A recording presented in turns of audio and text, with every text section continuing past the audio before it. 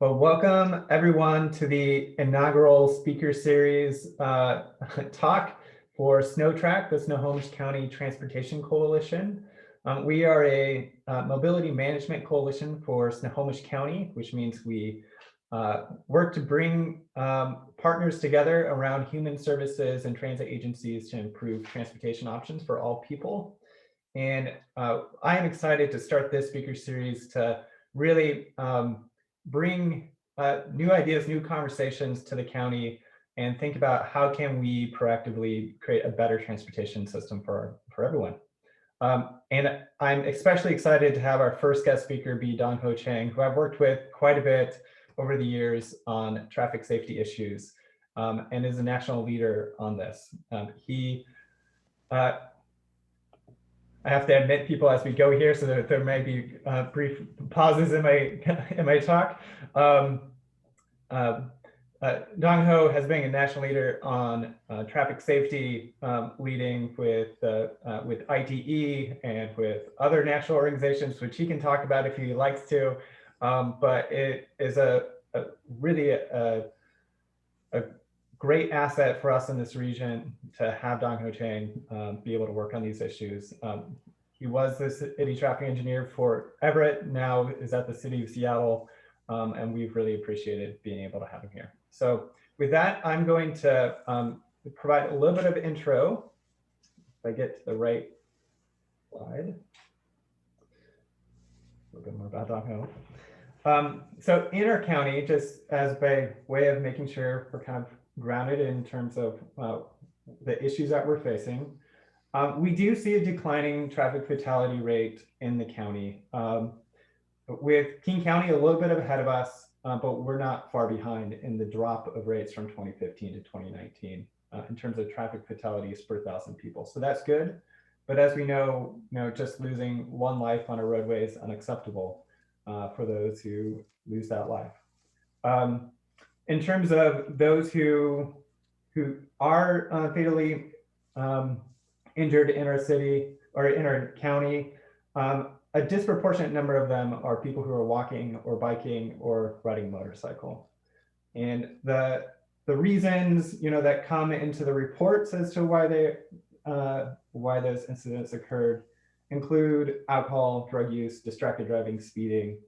So in terms of what additional impairments may impact them, but certainly the design of our roadways can help mitigate even most of those issues that are extraneous to road design. So with that, that's where we're coming from for this presentation.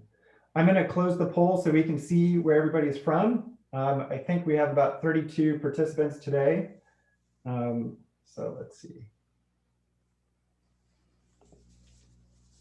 So we have a great contingency from the transportation public works sector. That's wonderful to see.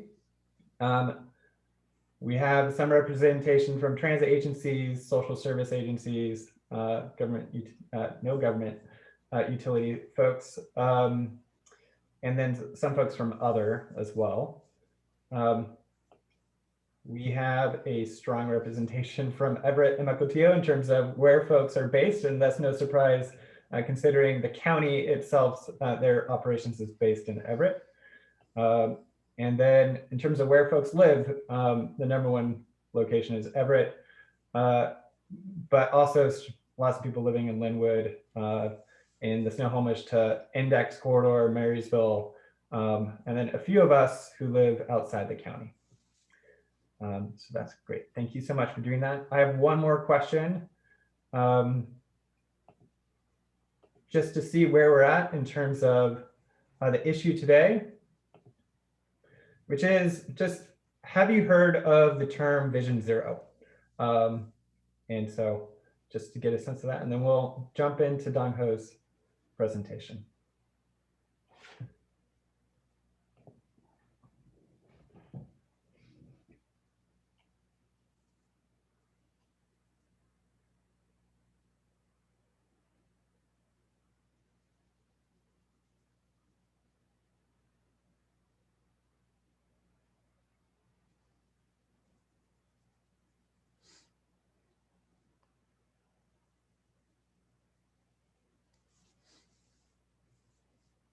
All right. I'm going to close it. We've got 29 voters and I don't need to vote, so ending the poll. And I think we have, we have folks who have heard of it for sure, and then some folks who haven't. And this, I think, is going to be a great, that's great because it means we can really share ideas and help learn today. And so with that, I'm going to turn over to Dongho to go. And I think, Dongho, you should be able to just hit share screen and we'll swap screens. For folks who haven't already signed in, please do so by just writing your name in the chat with your affiliation again. Thank you. Thank you, everybody.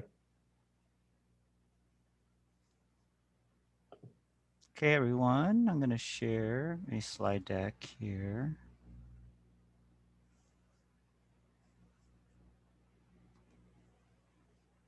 All right, go back to the title slide here. So my name is Dongho Chang, and I work in City of Seattle as a traffic engineer.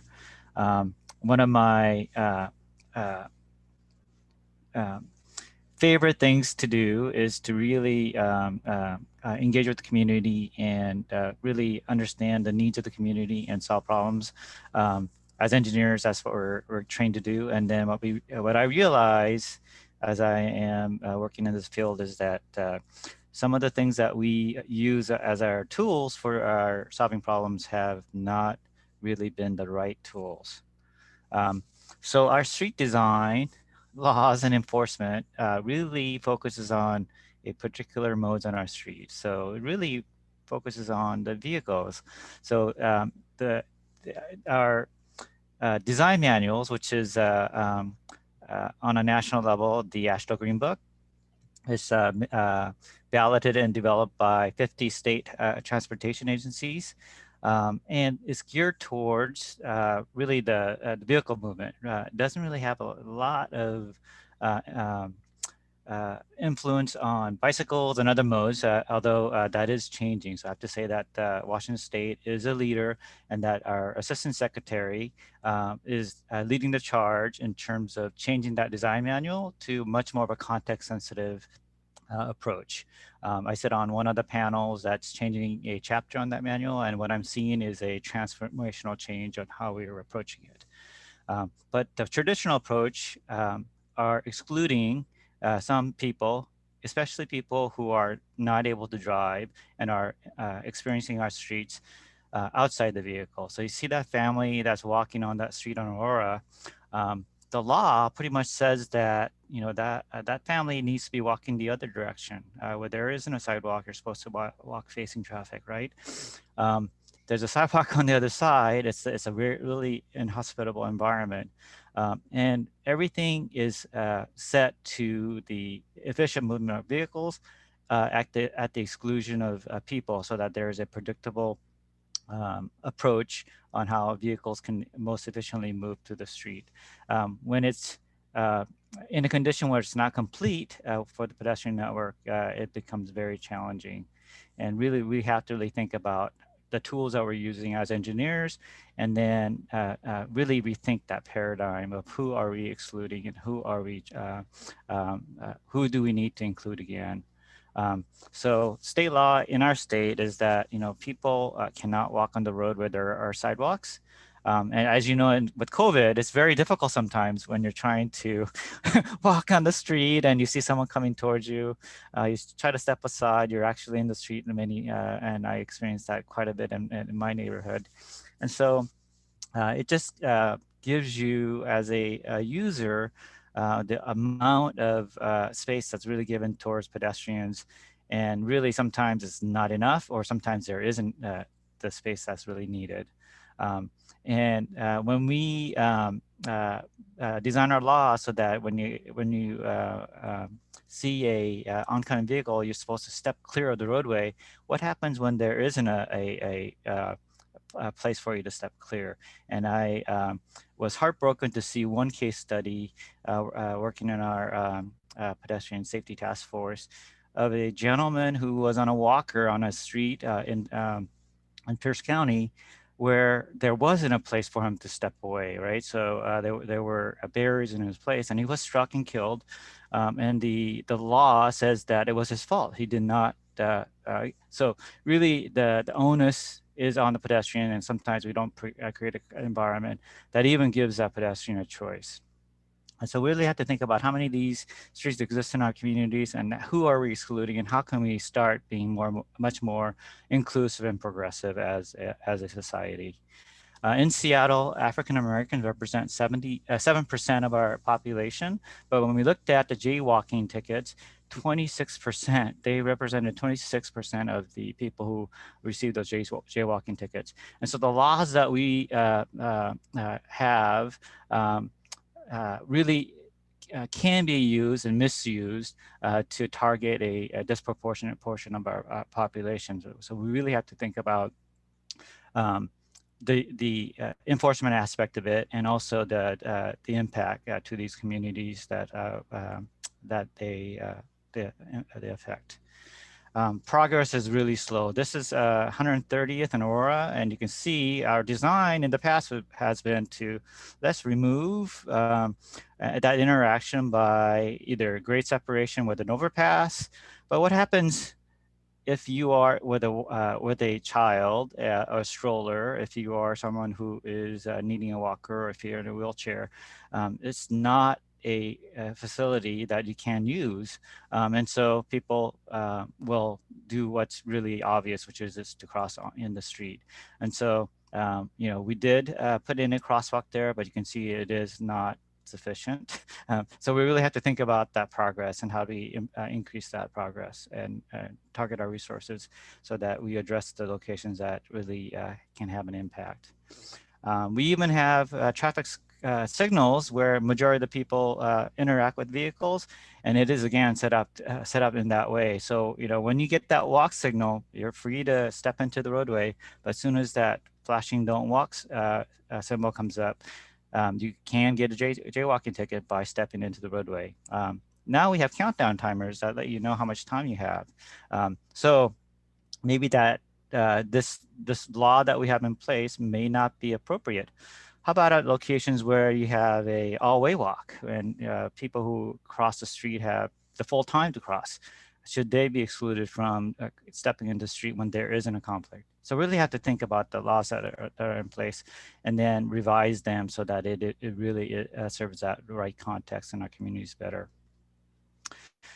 And how do we transform how people get around? We really have to listen to what's happening, understand what's needed from the community, test these things that we know is kind of controversial, maybe something that's uncomfortable, and then really revise to make sure that we are addressing the needs of the community and that we're not creating unintended consequences. We want to include and elevate marginalized voices because they tend to not be at the table when these decisions are made, and they're the most impacted often. And we have to evaluate and broaden our reach so that we have a systemic approach to how we provide these resources in our communities in an equitable way. So this picture is in Rainier Avenue in Columbia City. It's it's one of the older community, very intimate, but it's an area that used to be state highway. A lot of commuting traffic that goes through there, really a robust business community. And these horrific collisions were occurring on a very frequent basis. It was our highest collision location. And what the community has asked us was that this is not normal that's happening in our community. Come out and talk to us. And when we came out and spoke to the community, there was a tremendous amount of distrust. They said that, you've, as a city, come out to the community many times before, and what we see is really nothing being done, and these horrific collisions continue to occur. And so we took that to heart on this location. We took a year to really listen and observe and look at data, and then we did something that was very bold, which was based on what the community feedback was, to prioritize transit because majority of the residents in that community utilize transit to get around. Their access to transit was very difficult. And so we improved crossings, we reduced speed, and we revised the street configuration so that it made it much easier. So what we call a road diet, again, very, that term is very, I would say loaded. So we should probably revise our language as well as engineers and as we approach these. It's really a safety project, listening to what the community desires are, and then using the proven countermeasures that have been effective and making sure that they are working, which in this case has shown that it has. And speed is really the factor in terms of when someone is injured or killed. So what we know is that that small difference between 20 and 30 has a significant impact to survivability. At 20, you have a 9 out of 10 chance of surviving. At 30 miles per hour, if you're interacting with a vehicle as a walker, 50%. So really that small marginal difference has a significant impact to how someone can survive. And in Seattle, 60% of our roadway network are residential streets. They represent only 10% of the serious and fatal collisions. So 40% of our network, which is arterial street, they represent 90% of our serious injuries and collisions. And you can see why. It's really the speed, right? So smaller number of streets that we need to really focus on. And really the speed is the critical element. So on our residential streets, 2,400 miles, they're 20 miles per hour in terms of our statutory speed. But you really can't go very fast on this one street. If you think about as a driver, imagine yourself driving down the street, you're trying to make up time, you know, want to get across 3 or 4 blocks and you encounter another vehicle coming the other direction. So you're stopped, you're backing up, trying to find an open spot. You go to the next block and you do the same thing. And you do that maybe 1 or 2 times, and then finally realize that this is probably not the route for you to try to make up time. So that it's really the design of the street that creates that safer behavior. You can't go 20 miles per hour on this particular street. You might be able to go maybe 15 at tops. That may not be even feel that much comfortable traveling on. And so what we see is that you know, these type of designs with a particular treatment, like at the intersections, we put roundabouts or little traffic circles at locations where we were seeing angle collisions. We have about 1,200 of these throughout the city. And what we found after we installed them have reduced that T-bone collisions, injury collisions by 97% and all collisions by 90%.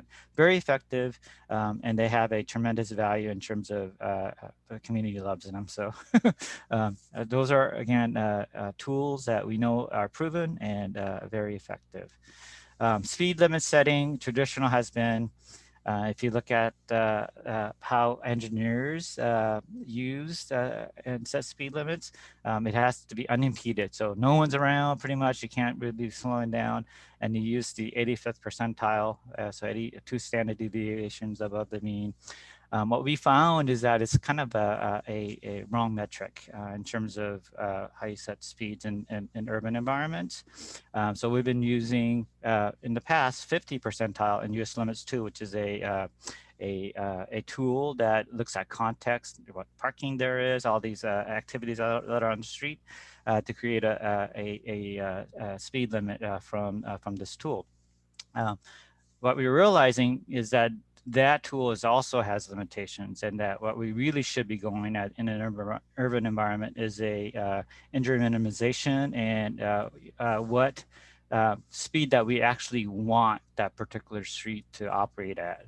So what we are now using is a target speed that looks at how we influence that street itself. And I'll talk a little bit more about that with our street design guide. So all of our street is in Seattle is mapped in terms of their function. So it's called Streets Illustrated, and if you click on a particular street, it tells you the type of street that is and where it's located. So you can see on this chart, principal arterials, those are the bigger arterials, but they're located in maybe industrial areas, urban centers, maybe downtown, or intimate urban villages, right?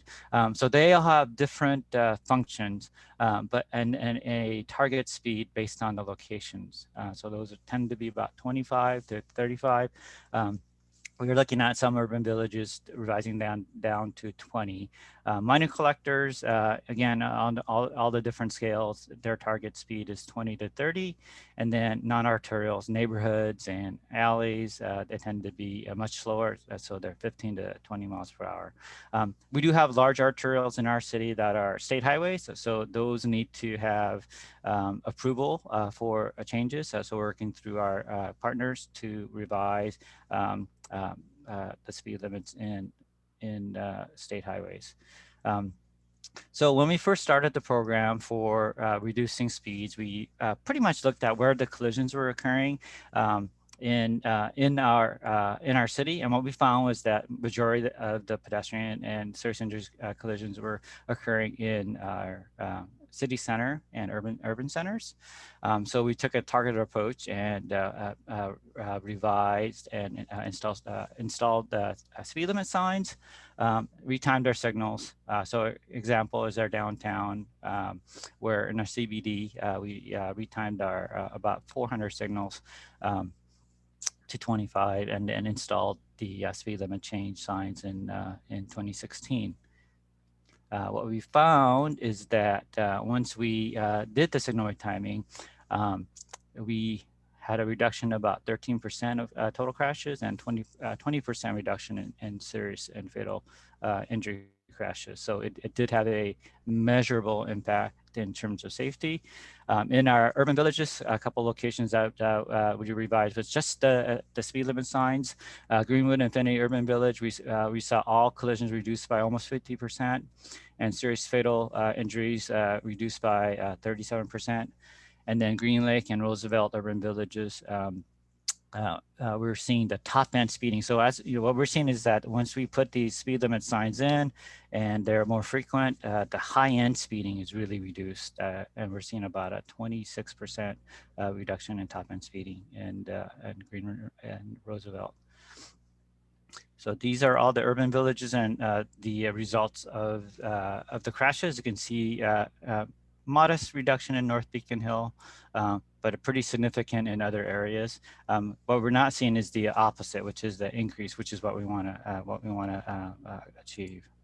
And here's an example of Greenwood, Finney area, where all we did was again install speed limit signs. We saw a 50 percentile reduction in speed. From 27 to 26, so pretty modest, right? Number of drivers speeding reduced by 4%, but we're seeing a 53% reduction in all crashes, and then 40% reduction in injury crashes. So what are we doing now? We're lowering speed limit on all our arterials citywide to 25 miles per hour for majority of our arterials. There are some that will be 30, and what the state will be reviewing those as well on the state highways. 335 miles or 75% of our arterial is now 25 miles per hour. And we're seeing in the result is a 20 to 40% drop in the number of crashes. This is right before the pandemic when we did this. So we are continuing to monitor. And so, what we really are trying to do is engineer our streets so that it gets that behavior that we want. Here's an example of Dexter Avenue in 2011. We repaved and revised the roadway so that it's one lane in each direction with in-lane bus stops. A lot of controversy when this project went through. And so we did a lot of data gathering just to make sure that we were doing the right thing. We even designed our bus platform so that if it was a disaster, we can go ahead and remove it. So that bus stop right there is pinned to the concrete. The concrete is pinned to the asphalt. and if we needed to, we can scrape it off. Luckily, that didn't happen. What we saw was that year after total vehicle volumes were increased by 12%, so we're accommodating more vehicles. Transit ridership increased by 40%. So even though they're stopping in lane and it's because they have priority, they're able to accommodate more riders. Bicycle volumes, because they have a really comfortable facility, the ridership increased almost 39%. Bus travel time has unchanged, and then the collisions were down about 19% on Dexter. Some of the things that we do in self-enforcing street design, they're pretty low cost. You can see here, school, this is Nathan Hale, Jane Adams, and we elevated with some asphalt the crosswalk. So it's kind of almost a speed hump in design. 20 miles per hour is the school speed zone, right? So if you do try to do 20 on here, it feels uncomfortable. There's a pretty good bump. If you go 30, you're going to get hurt. It's just you just can't speed across these. And so it's a ever-present police officer. He's going to enforce that speed at the locations where you want people to slow down. And of course, you know, there are some low-cost tools that we have in our inventory. So we just want to make sure that we're using it at the right location and for the right purpose. So we have automated enforcement in our school speed zone. And what we're seeing is that the 96% of the violators receive an infraction paid and did not get another infraction. So it does get people to pay attention and change behavior. We see a 71% reduction of collisions in all active hours. And then at these locations where we have the automated enforcement, no pedestrian or bicycle collisions, our city council has mandated that any revenues is used for school safety projects. So it's funneled back into this, the schools themselves. And we have a equity lens in where we spend on safety projects. So they're the locations of communities that we have not invested in the past are prioritized. And you can see on that graph, every year we're seeing a lower number of infractions as we're getting the awareness and then making improvements on the street itself. Red light cameras that tend to be, again, very controversial. Several years back, what we heard from the community was that, you know, they're revenue generators and, you know, they cause more collisions, rear-end collisions. I think a couple of our neighboring communities was in the spotlight, and they had their camera removed. And so we were asked by our local newspaper, Seattle Times, to provide data. How is our program going? Is it a revenue generator? And it is. The revenue goes to the general fund, but our data, the way that we use it is based on collisions. So we go through all of our locations every year, and we determine whether T-bone collisions are occurring, and then are there right candidates? Are there other engineering things we can do to solve? So we had 20 locations that had 3-year before and after data.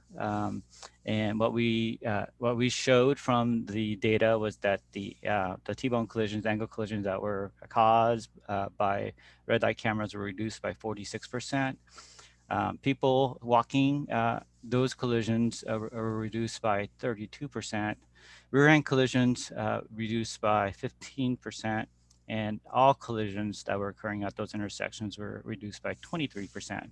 And so when this information was provided, what we heard back was, you need to do more.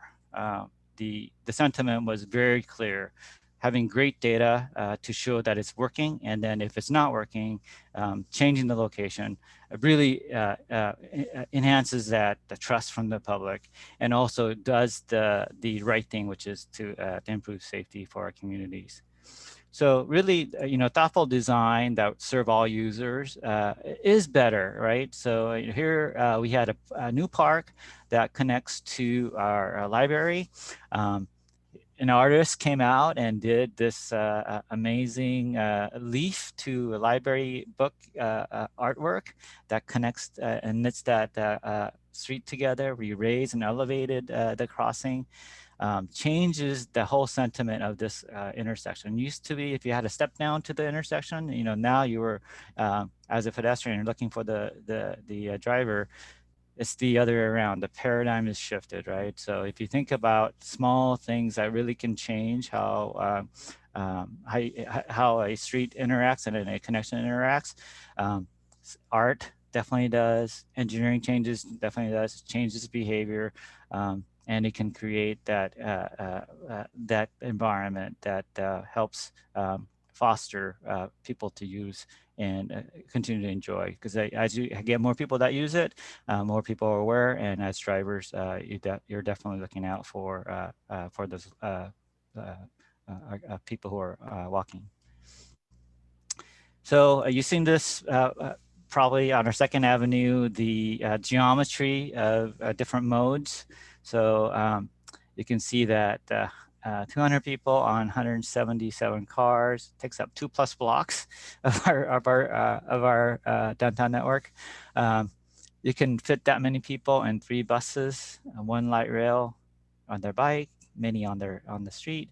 So you can see really the efficiency of different modes. And if you could take some of those people who are in cars and have them maybe take the bus or take light rail or bike or walk, you free up that incredible amount of space that's really valuable in our vibrant cities and communities, and you can use it for other modes. And so measuring the right thing is really important, right? So if you're looking at level of service and vehicle delay, what are you going to do on this situation? Well, take out those 2 city blocks and make it into lanes, right? So I can accommodate, because the vehicle delay is what you're measuring, and that's the wrong metric. You can't, you just now created this never-ending widening. And so our city council has changed that metric to mode share. So our comprehensive plan looks at driver alone rates, in our downtown, which was 23%, is now 18%. That means that we have to have people traveling to work by only 18% drive alone. So that's our metric. So we got to do everything possible in our toolbox to do that. So and if we don't, we need to reevaluate and continue to make sure that we're going to that right target. So in our downtown, what does that look like? You can see on the right, PSRC did a employment.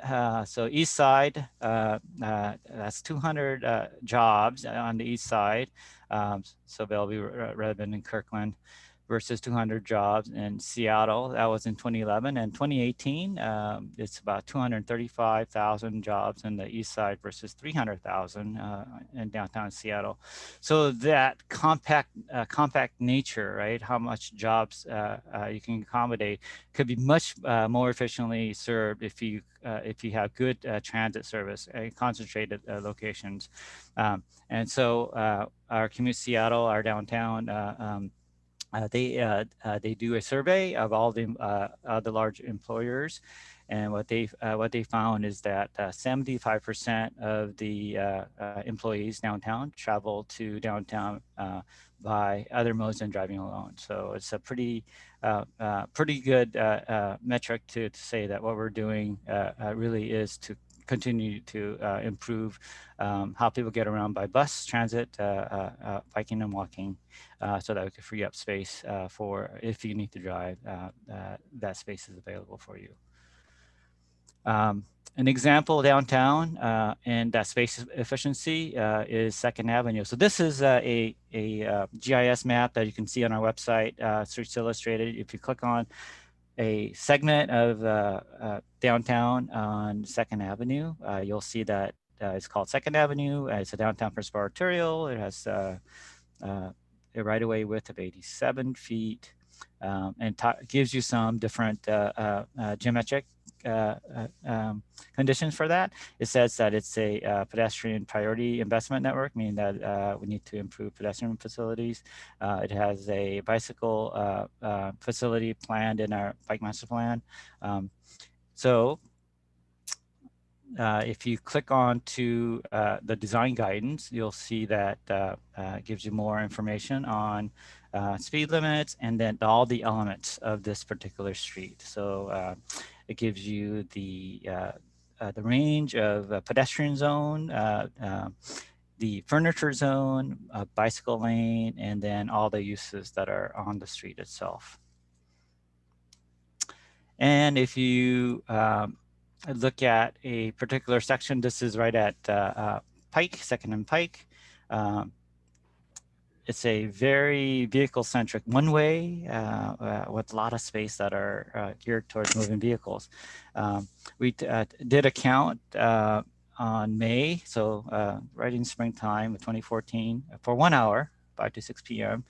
And that's the peak hour, right? We counted 1,100 vehicles traveling through the intersection, 3,288 pedestrians traveling through the intersection, and 108 bicycles traveling through the intersection. And you can see the inequity of space right there. So many pedestrians, one of our highest pedestrian corridor, and the space for pedestrians is not very good. So it just gives you a perspective as you know, are we measuring the right metric? Because if you do the analysis for the street, you'll see pretty much the delay for vehicles only. You don't see the delay for pedestrians. So 2nd Avenue, when we revised for our bicycle master plan implementation, we did a 2-way bike lane, created more buffer for the pedestrians next to that travel space. We put in left turn signals at the intersection, made it much more predictable, and then created a bus only lane to create more predictability and efficiency for traveling by bus. We particularly focus on intersection because that's where all the crashes are happening and where all the modes intersect. We separated all the turning vehicles from pedestrians. And what we saw as a result is a 80% reduction in pedestrian crashes and left turn crashes, which is pretty remarkable.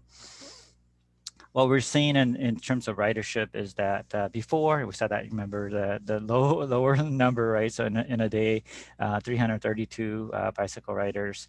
After we installed, we saw a dramatic increase of 300%. So 1,300.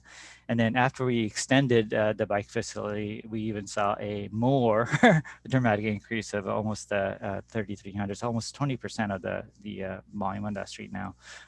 So it's as you build facilities to make it comfortable, what we're seeing is that much broader range of users are using that street. Families, kids, people who would not have traveled through our downtown are now using it as a mode. And sometimes it's the most efficient and quickest way to get around. You can find parking anywhere right next to the curb. And so we're working with our delivery, Amazon and UPS, because they want to utilize this as a quick way to now deliver their goods to customers. And what are we seeing in terms of vehicle volumes? So in 2013, we saw 1,200 vehicles. 2015, after the bicycle conversion, slight increase. And then 2018, 2,100. So it really hasn't changed the capacity. It's actually increased the predictability. And if you think about the number of people that's we're accommodating just with bicycles, again, we're increasing that carrying capacity much more. In terms of safety, what are we seeing? Well, 4 years before and after, so that's a long period, right? We saw a 14% reduction in total crashes, 21% reduction in injury crashes, 22% reduction in bike crashes, and 16% reduction in pedestrian crashes from Pike to Washington. And And I think what we see in many of our community is where people cross. So you can get a lot of requests for crosswalks and things like that. So I want to really highlight the importance of listening and then making sure that we are putting the right crossing with the right treatment in place. In 2001, we were one of 30 participating cities that worked with Charlie Zugier, University of North Carolina, to look at whether marking a crosswalk at a particular situation had an impact to safety. And what we found as we were going through the study and midway through the study was a very clear connection between marking a crosswalk at a particular condition and severity collisions with pedestrians. And so this table, what you see is roadway type, the number of lanes, and then the speed limit and the volume. And at a particular configuration and volume, if you mark a crosswalk, you actually increase very definitively the occurrence of collisions for pedestrians. And when we found this, we very quickly went through all of our rest of our marked crosswalks that are uncontrolled and put them in these categories, which was compliant, meaning that it met safe conditions for marking a crosswalk. It had no impact. It was compliant with that chart, that study finding. Possibly compliant, and then non-compliant. And so staff very quickly went through the possibly compliant and non-compliant, which were the focus for making sure that we were able to address them in a systematic manner. And so you can see the classic multiple threat situation and some of the tools that you can use to address it very quickly by putting in some advanced stop lines so that those are in place, rechallengation. So we went through and looked at type of improvements that can be in place, and then came up with a work plan to address all these locations. And they had a really significant impact to our department's approach to safety, because as we went through, these were all of our arterials, 4-lane roads, pretty much. And in 2007, we addressed 34 of those possible, and then so pretty much all of our locations, that 84 of the non-compliant, and it became our pretty much our standard tool now. When we do our project, we go through this checklist and look at safety improvements on rechannelization, which is that road diet that we've been using. We started also looking at, how do we decide marking a crosswalk? And we determined that we didn't really have the best tools. And so we adopted another city's very progressive approach, flowchart. But what we're also finding is that this flowchart has some limitations. For example, because it requires X number of collisions or number of people attempting to cross. And in many instances, people won't cross because the conditions are so bad that you don't risk it. And so we decided that on school and neighborhood greenway crossings that we would build the right crossing treatment, and then see if they're actually getting that minimum volume. And if not, what are the conditions so that we need to address so that we can get the crossing that's desirable. So it's, again, a self-fulfilling prophecy for us in that once we decided on this paradigm, it was a change. It's not like, looking for the problem. We're just saying this is a location that need a crossing. Let's put it in, and then let's figure out why people aren't crossing. So let's build those conditions so that the route to the crossing is convenient and it's actually the best, and that all those systemic things that we haven't looked at as staff and now are being looked at. And so we worked with our Department of Transportation, WashDOT, on a school crossing at 92nd and Aurora. Again, a new school was opening up, and we didn't want to wait for a tragic collision here.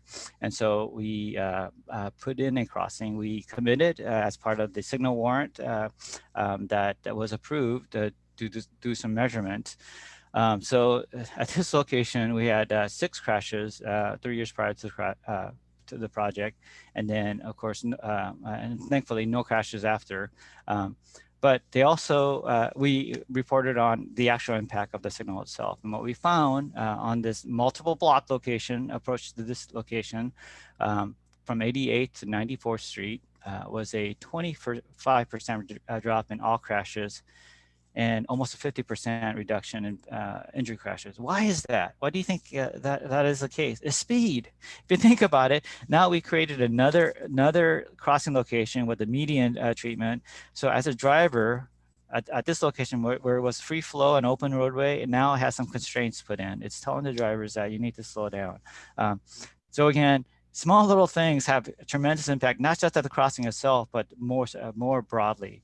And it's really important to think about that. So as a experience from that, we have a paving project on Lake City Way, which is SR 522. And we're doing the exact same thing where there's locations that we know is a community crossing priority. And we are now putting in the crossing treatment and then measuring afterwards. So this project is happening right now as we speak. And it's really a paradigm shift on how we serve our communities. So with that, apologize, I've been talking way too long. That was a fantastic presentation. And I certainly could have tons of follow-up questions, but I get all the time in the world to be able to talk with you, Dongho. So I'm going to see if there's questions from folks here in the meeting or at the talk. And I guess the best way to do it is either to mark something in the chat or raise your hand using the reaction button in the Zoom options, and then unmute yourself when we're ready to go. And I'm going to maybe stop the share if we can do that. You might have to do the stop the share in your. All right, there we go. Okay. Great. So Brock, I've raised my hand and. Okay, perfect. I can't see everybody. Hi, Doug. Oh, hey, Dongho, how you doing? I'm doing great. Hey, thanks for the presentation. I got a couple questions for you. And one of them relates to the Dexter picture that you showed where you have the pedestrian island, so to speak, and the bike lane in between the main sidewalk and that little island. And have you had any follow-up maintenance issues with those type of situations? And how are you addressing them if you have? And then the other one was with the fancy crosswalks, you know, the one by the library. You know, love the street art. Just wondering how that complies with MUTCD. Oh, great questions. I appreciate that. So for the Dexter, we call those floating bus islands. They were the very first in the nation to be put in. So there was a lot of concerns from our maintenance folks, especially what you said, you know, about how do you maintain it, right? So we even had a couple snowstorm experience. So it is a challenging in terms of sweeping. We had to buy a small sweeper in order to get at that. So it takes more effort than just a regular sweeper. We had a couple locations where you know, just the curve of the roadway, and so the edge of the island gets hit by drivers with their tires, and so we wind up putting some flexible posts to enhance that, you know. But what it does is, you know, it just constrains the roadway space and reduces the speed. So, you know, a couple things, you know, one, it has that impact of changing driver behavior, but also you know, long term, it does require a bit more maintenance resources for us. But safety wise, it's definitely worth it. we started planting trees on those islands where we don't have utilities underneath them, and we're getting complaints from riders that the leaves when they shed, they do block up those cut through areas. And so yeah, it's one where we have to commit to doing the maintenance on them. For the artistic crosswalks, I have a really interesting story on the artistic crosswalks, in that we do painted intersections on residential streets all the time, right? So we have the ladybug. I mean, all these great community art that amazing. I looked at the before and after collision data, and they're phenomenal. They have a fantastic safety record in terms of they reduced the number of collisions. Severity hasn't been there, so it's just the number of collisions that were occurring. They just had a reduction. On the community crosswalks, they started out initially with our rainbow crosswalks in our Capitol Hill. We had a community group that was interested in putting a couple locations in. They were fundraising in order to do that. And so we came out with some criteria saying, good pavement conditions, they have to be already marked. We had to be fairly comfortable in that they would operate safely. And lo and behold, our mayor at the time said, because our community group couldn't raise the money, said, you will put them in at all locations identified by this date, and we did. So we had 11 locations in Capitol Hill. And very quickly after we installed them, we got a letter from our FHWA field office, Don Peterson. You could probably know, but Don, he's retired now, safety engineer, said, hey, this is not permitted. You know that, right? So our anticipation is that if you have a federal project through that area, they'll be brought back to standards. And so I committed to Don, thank you for letting us know. We'll continue to monitor and report on what we're seeing in terms of safety, and so that you are at least apprised of what we're experiencing at these 11 locations. And I've been doing this for, I don't know, like 3 years now to FHWA. So we have 0 pedestrian collisions attributed to the crosswalk. So a tremendous reduction in number of collisions. We had 2, I think it was 3 collisions related to pedestrians. One was a walker that ran into a side of a ambulance. He was drunk, and so because he ran into the side of the ambulance, he had to do a police report.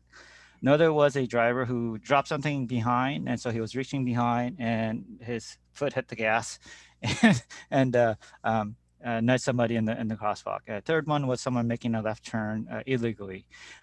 So we have a huge amount of data that shows that there isn't a distraction and all those things that the FHWA has concerns about.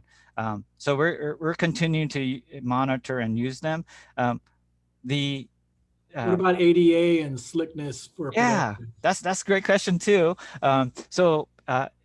What we heard from the community is that they utilize the contrast on the crosswalk, because if you're losing vision, you're looking for like where should I walk, right? So if you look at our artistic crosswalk, they're very much a very vibrant color. I mean, they're very visible. That's the linear crossing. So we're pretty confident that they don't detract. We try some other method of like the friction wise. So we put down their torch down, and they have corundum and other things that are embedded in them. So if you ever get a chance to come up to Capitol Hill or other locations, you can test them out. You can test out the regular thermoplastic versus this, and you'll see that it grips much better. Okay. So safety-wise, I think it actually enhances, and we even have crosswalks. So the reaction from our community once we put the Capitol Hill one, kind of fair warning to everyone who's thinking about it. was, and we you know, it's that unintended consequence. We put them in, and then rest of the community said, hey, what about us, right? Why are you focusing all your resources and attention to a particular community? And so we had a number of our African American communities say, heck with you, we're going to paint our own. And so they put in Pan-African colors across existing crosswalks. And if you look at it, in the dark, all the retroreflectivity went away, right? So, we had a decision to make. It's like, we were inequitable in terms of how we deployed this, and we really had to be thoughtful about this. And so we marked the right crosswalks in. So we put the parallel lines in, make sure that they were in place. And then we worked with the community that put those in and said, okay, can you come up with a design so we could put in so that it reflects your values? And then we're going to create a program to address them. So now we have a community crosswalk program that looks at artistic crosswalks at locations that have community significance.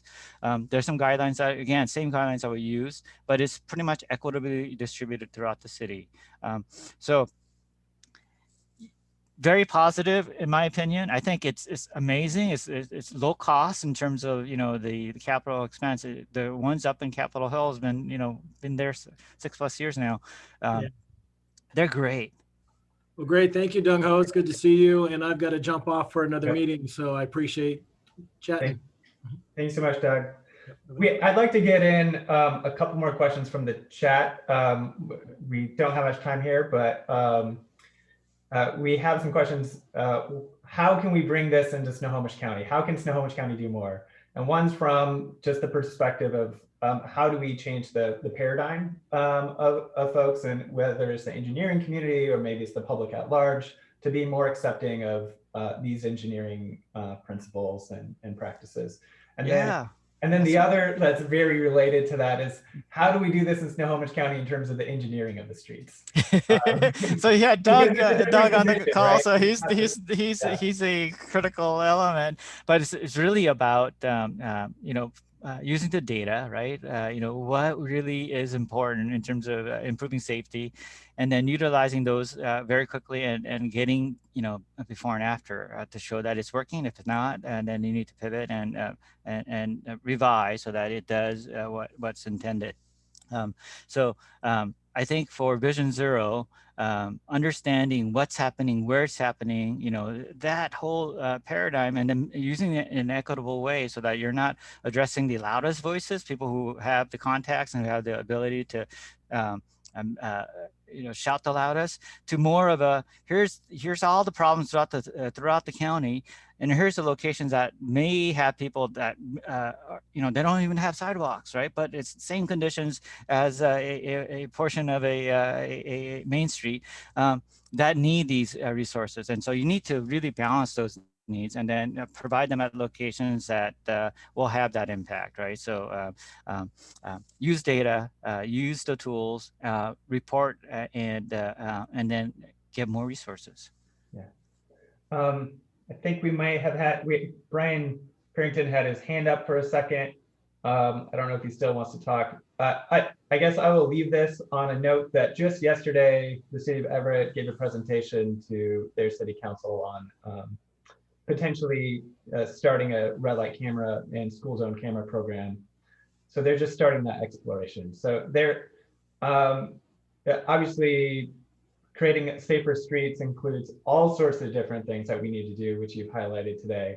And red light cameras are just a piece of it, but at least we're moving forward on one element in at least one of our communities, if not all of our communities. With that, Dongho, thank you so much. If anybody wants to engage with Dongho on an hourly basis, almost any time of the day, he's on Twitter at Dongho_Chang. I think that the thing that I enjoy the most about it is just seeing the city and other places evolve over time, because he posts so many photos, which is just really fantastic. And if you don't know, one of the big things that made him known nationally was in Seattle, there's a group called the Reasonably Polite Seattleites who put up a protected bike lane overnight. And it was definitely not approved, but Dongho and SDOT worked to implement it very quickly. And that got a lot of attention. I think that's what I've really appreciated, Dongho, is just the willingness to work with community based off of science and data to be able to achieve great results. And so I hope that's something we can put into all of our practices. So thank you. And with that, I'm not going to put up the slide because that means I have to switch to shared screen. But our next presentation is the fourth Thursday of February with Mike McGinn, who's now the Executive Director of America Walks. So he can tell us about how to make our communities safer for walking, which would be great. And he obviously also used to be a mayor of another city in this region. And so he has some local context as well that he can bring to it. Oh, I see a quick question from Brian about the emergency services. Oh, yeah. So that's a really great question, Brian. In Seattle, we work very closely with our fire department and individual fire stations. We identify those really primary fire response routes. Those are the arterials that, where they need to speed and get to the critical emergency. We also identify secondary routes where if, things are happening on that primary route, how do they get to the zone that they need to? So we identify those in our GIS map and then protect those for fire access. And then rest of the grid provides opportunity for us to do traffic calming and all these other things that really help enhance community. Although I also will say that it's really important to re-engage with the fire department to ensure that they are included. Our traffic circles, we went to a bunch of the locations where they were having trouble turning, and we rode the fire ladders, the ladder trucks, looked at the tightness and revised the parking limits and all those things. Working together to serve the community is really important, because if fire can't get to that life safety, that again is really critical that we address that up front. So yeah. Fantastic. Great information, great presentation, Dongho. This will be available online at some point. I have to create a Snotrac YouTube channel to do it, so that'll happen. And we will keep, recording these moving forward.